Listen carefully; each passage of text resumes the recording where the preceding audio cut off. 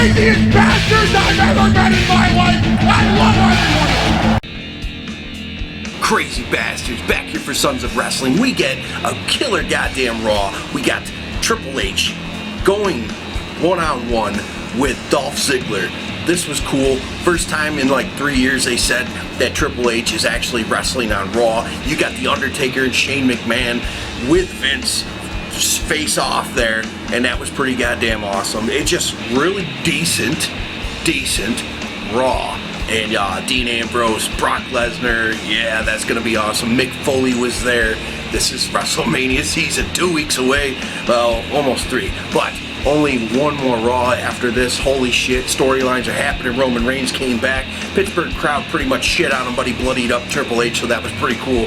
And we started off with the New Day and the League of Nations Tag Team Championship match. Hey, we started off Raw with a match instead of a long 25-minute segment of just talking, so that's different, and that's good. And this looks like where the face turn for the New Day happens, as you know, League of Nations lost here. Xavier Woods gets the roll-up pin, and it turns into a brawl, and they just hit all their finishers on the New Day. The numbers worked out for the League of Nations here, but it looks like a face turn is coming for the New Day, and the Booty-O cereal is just a rockin'. Then we got the Dean Ambrose and Brock Lesnar showdown. This was pretty cool. Paul Heyman tries to get Brock out of there quick because Dean Ambrose is trying to get this fight going right now. Don't give no shits. Brock, as Paul Heyman took off, he got out of there real quick. Brock does come toward the ring, and Dean Ambrose has the equalizer.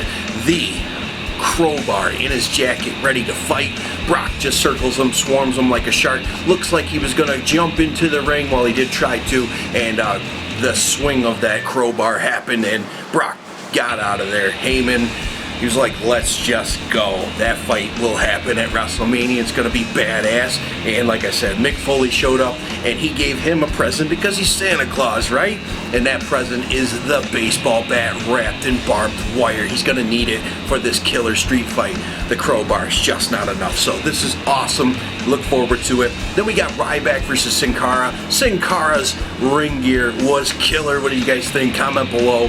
And I just love it. I think Kalisto, if he goes all white, it would look just spectacular. Anyway, Ryback hits a couple of shell shocks, stares Kalisto down, and then after the match he asked for a title shot at WrestleMania, and from rumors that's already supposed to happen, and I guess it's going to be a 3-way for the US title.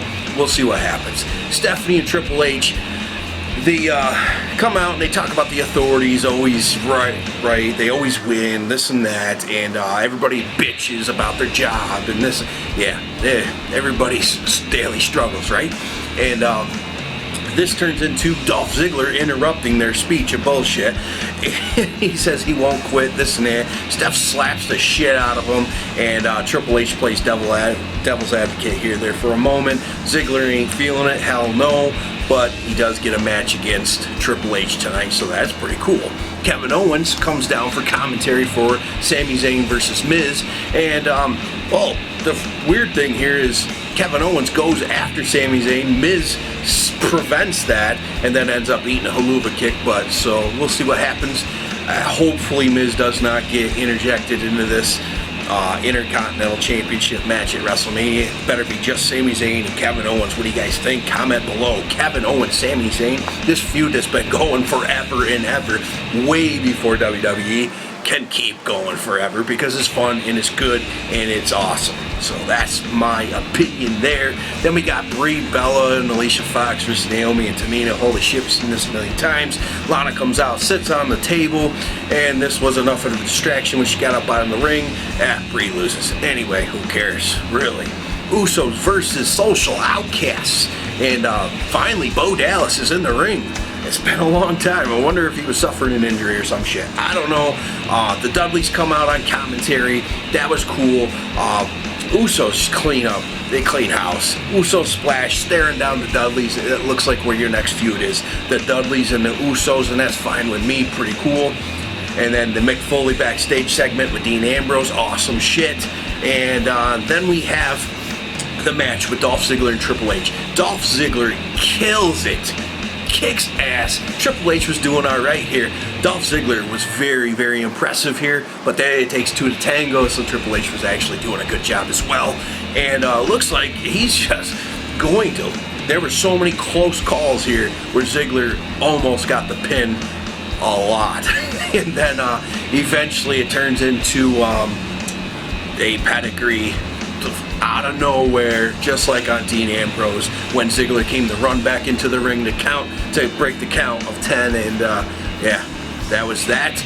And then you get Reigns, music hits, comes out, Triple H is waiting for him where he usually comes out. Now he comes out on the stage and then charges Triple H, and this turns into a brawl. And then the face smashes to the announce table just like Triple H did to him, but this goes all the way backstage. Awesome brawl.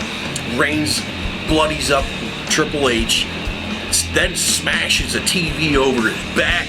Finally, this gets cut short, but I did like he was throwing refs and security guards everywhere, so this looked pretty cool. This does make Triple H just finished a killer match, so it makes Roman Reigns, who knows where this is going at WrestleMania, but the point is, the Usos and Swagger and Mark Henry come out and they finally stop him from destroying Triple H, and Triple H escapes out of there. Then we have Jericho versus Neville.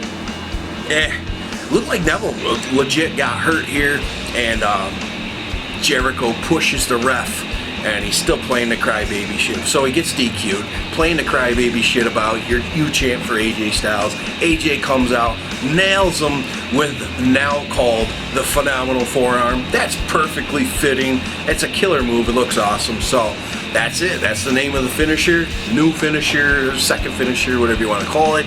The phenomenal forearm. And then we got the Vince McMahon segment with The Undertaker, his instrument of destruction. Undertaker does not like to be played like this, and it looks like we're gonna not be on both sides together. So, and then eventually Shane comes out. We get this back and forth, but Shane calls Undertaker Vince's bitch, and that pisses him off. We get a little feud here. Shane looks pretty good, and then Vince pushes Shane into the Undertaker for the choke slam, but Vince was not done as he toward Vince McMahon. So looks like Vince has a little more on his plate to deal with. Even if Shane loses, Undertaker may be coming for Vince. So what do you guys think? Raw going into WrestleMania? Comment down below, hit the thumbs up, subscribe if it's your first time here, and thanks for the support, guys. I will catch you next week. Can't wait for WrestleMania, and that's every year. Even if it's not good, I still can't wait. It's just one of those things every year, and I'll catch you then.